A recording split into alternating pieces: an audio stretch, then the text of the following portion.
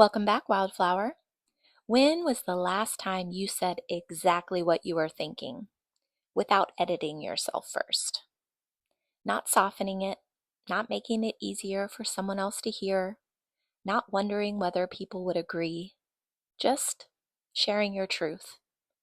I think many women believe that they've lost their voice, but I'm not sure that that's what happened. I think most women simply became fluent in silence. Silence is something we learn. Sometimes we learn it because speaking up created conflict. Sometimes because our opinions were dismissed.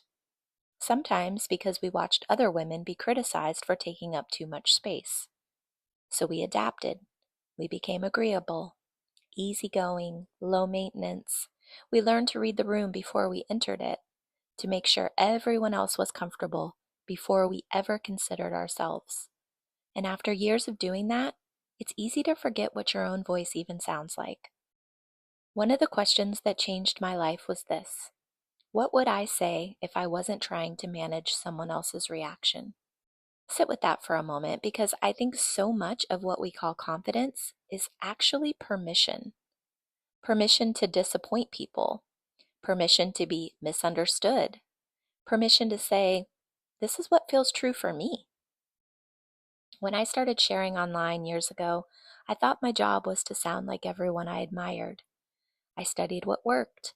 I copied formulas. I tried to make everything polished. But the more I tried to sound like someone else, the quieter my own voice became.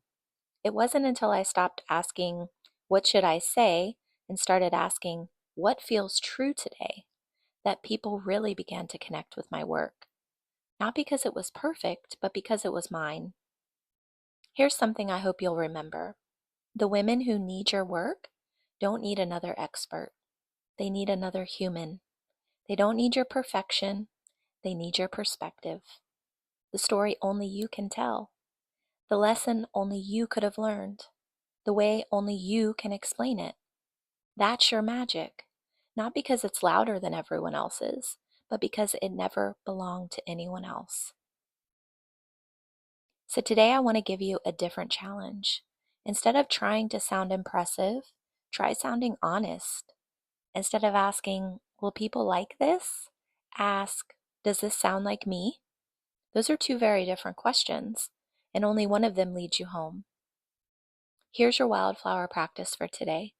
Open your journal and finish this sentence. If I stopped worrying about what everyone else expected from me, I would. Don't overthink it, just write. Keep writing until something surprises you. Because beneath all the noise and the conditioning and all the years of editing yourself, your voice is still there. It has been waiting patiently, not to become someone new, simply to be heard again. I'll leave you with one final question. What truth inside of you has been waiting for permission to be spoken? Maybe today, you can be the one who finally gives it. If you're enjoying this visibility challenge, I think you'd love the full 30-day challenge. It's 30 days of gentle lessons designed to help you come home to yourself, trust your voice, and begin sharing your gifts with the world. You can join us anytime at the link in the description box below. Until tomorrow, keep asking better questions.